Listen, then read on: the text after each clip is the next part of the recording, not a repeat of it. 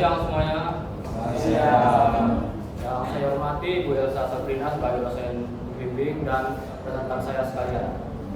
Di sini saya akan membawakan yaitu pengembangan media pembelajaran game edukasi, pengenalan hardware komputer berbasis Android dengan mode augmented reality atau AR, dan explore untuk meningkatkan hasil belajar siswa di SMK dan Medan.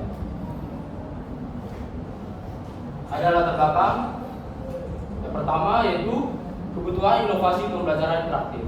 Nah, di mana metode ini membuat pembelajaran menjadi profesional yang kurang efektif dalam menjaga minat siswa.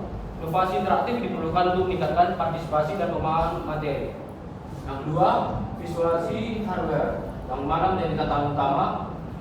Di sini saya menggambarkan komponen perangkat keras yang rumit dan sangat menjadi tantangan besar, terutama tanpa adanya alat bantu visual yang memadai. Yang ketiga, alat peraga fisik yang terbatas. Keterbatasan jumlah dan biaya yang tinggi membuat risiko kerusakan pada alat peraga fisik, menghambat kesempatan siswa untuk praktis secara langsung dan mendalam. Identifikasi masalah. Yang pertama, nilai praktis siswa yang cenderung rendah. Yang kedua, terjadinya disorientasi kognitif pada siswa. Ketiga, rasio alat praktik dengan siswa yang tidak seimbang. Dan keempat, kurangnya ketersediaan media pembelajaran berbasis AR.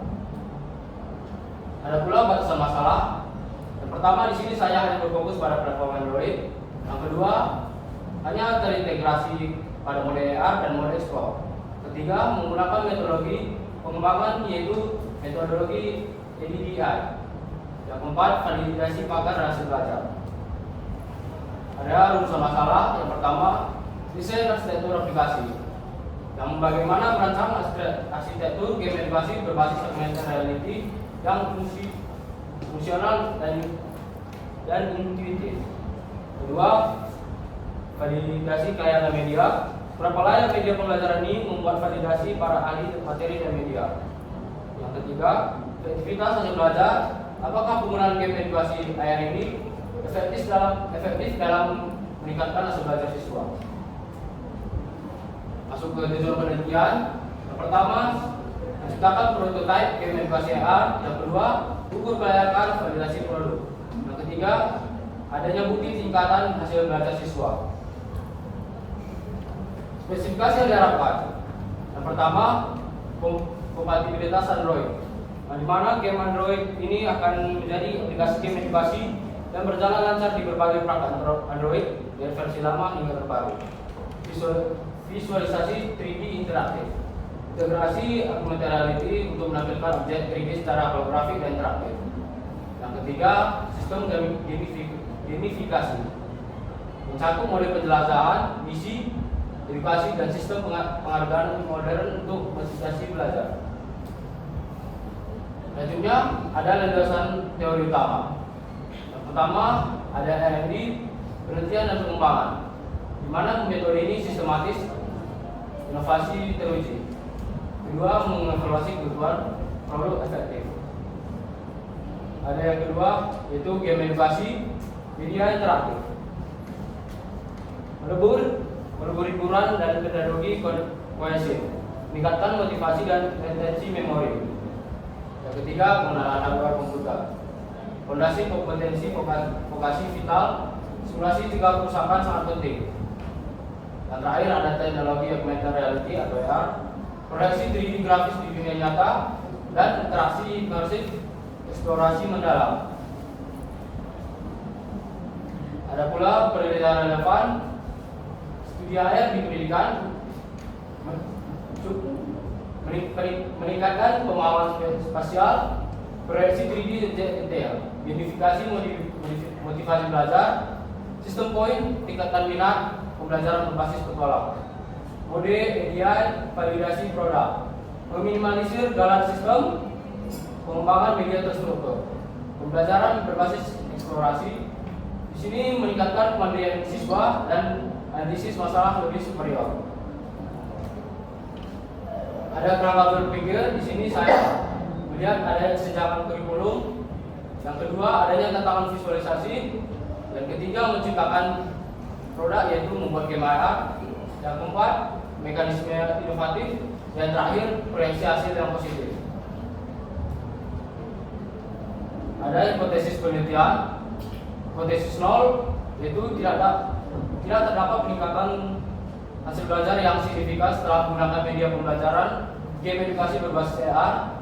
Yang kedua, ada hipotesis alternatif atau hipotesis 1. Terdapat peningkatan hasil belajar yang signifikan setelah menggunakan media pembelajaran game berbasis AR.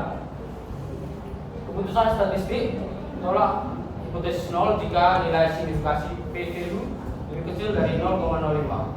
Aplikasi game edukasi berbasis AR berpotensi meningkatkan retensi materi. Metode penelitian. Yang pertama, saya menggunakan pendekatan R&D, di mana pengembangan produk edukasi dan konsep hingga prototipe fungsional. Yang kedua, saya menggunakan metode campuran, yaitu menggunakan metode pre-test dan post-test. Ketiga, ada analisis kualitatif. Di sini validasi dan umpan balik dari para ahli materi dan media pembelajaran. Terakhir, ada analisis kuantitatif, mengukur efektivitas dan dampak produk terhadap hasil belajar pengguna. Ada model EDI, yaitu proses pengembangan adaptif. Yang pertama, analisis. Di sini saya memahami kebutuhan dan menganalisis konteks dan menentukan tujuan pembelajaran. Kedua, ada model desain, yaitu merancang visual, struktur materi, dan menyiapkan instrumen pengukuran keberhasilan. Ketiga, ada development, untuk mewujudkan desain menjadi aplikasi fungsional dan melakukan validasi paket. Keempat, ada implementation, melakukan uji coba lapangan dengan penggunaan sasaran dan mengumpulkan data respon. Ada evaluasi, nilai efektivitas media, analisis data, dan melakukan koreksi untuk penyempurnaan. Di sini ada analisis data. Saya menggunakan yang pertama, ada uji kelayakan produk dengan menganalisis kualitas dan kepraktisan media untuk memastikan kualitas produk. Ada engage, peningkatan hasil, mengukur efektivitas intervensi terhadap peningkatan hasil belajar siswa. Yang ketiga, ada normalitas, Sapir-Whorf, yaitu memverifikasi asumsi normalitas distribusi data sebelum analisis lebih lanjut. Yang terakhir, ada uji statistik komparatif, yaitu membandingkan perbedaan rata-rata antara dua kelompok secara signifikan. Di sini ada hasil belajar, yaitu pembahasan peningkatan nilai siswa menggunakan perhitungan engage dan intervensi efektivitas belajar. Ada formulanya, yaitu engage sama dengan nilai post-test kurang nilai pre-test dibagi dengan nilai maksimal kurang nilai pre-test.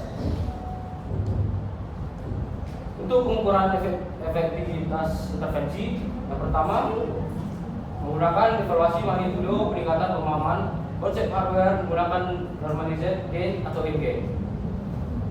Yang kedua, N-gain menormalisasi selisih nilai pre-test dan post-test untuk memberikan pengukuran yang lebih akurat. Ada pula kriteria untuk intervensi N-gain, yaitu dikatakan tinggi jika N-gain di atas lebih dari 0,7, dikatakan sedang jika di antara 0,3 hingga 0,7, dikatakan rendah jika N-gain berada di bawah 0,3. Uji statistik dan signifikasi, membuktikan dampak signifikasi terhadap hasil belajar melalui uji normalitas dan uji T. Yang pertama, ada uji normalitas data. Di sini saya menggunakan metode Sapir-Whorf untuk memastikan distribusi data dan memastikan data hasil belajar siswa terdistribusi secara normal sebelum pengujian lebih lanjut. Ada pula kriteria normalitasnya, yaitu signifikasi lebih dari 0,05 sama dengan data berdistribusi dengan normal. Ada yang kedua, yaitu GT berpasangan dengan membandingkan skor pre-test dan post-test untuk membuktikan efektivitas, mengukur dampak signifikan aplikasi terhadap peningkatan hasil belajar. Kriteria signifikasi lebih kecil dari 0,05, maka data tidak berdistribusi dengan normal. Sekian presentasi dari saya ucapkan terima kasih.